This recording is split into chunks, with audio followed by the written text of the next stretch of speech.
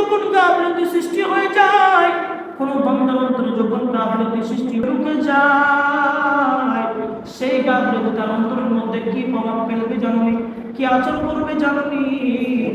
আল ইনসিয়াতু মা'আল হাওয়া ওয়া ওয়াসওয়াসিশ শায়াতিন আল্লাতী তাসুকুহু ইলা সুইদ দান্নি বিল্লাহ ওয়া সুকুবিন নাস।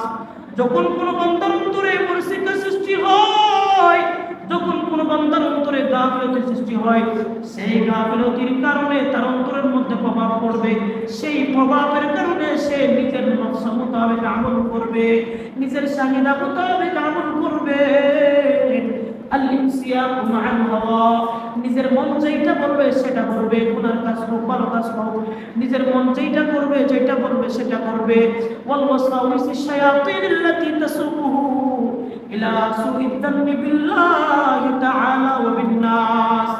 আর শয়তানের ওই ওয়াসওয়াসা, ওই প্রতারণার শিকার হবে, যেই ওয়াসওয়াসা, যেই প্রতারণা আল্লাহ তাআলার সম্পর্কে আর মানুষের সম্পর্কে কুদরত সৃষ্টি করে দেয়।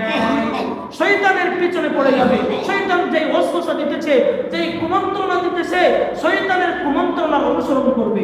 যখন কোনো মানুষের অন্তরে আখিরাত সম্পর্কে গাফিলতি সৃষ্টি হয়ে যাবে,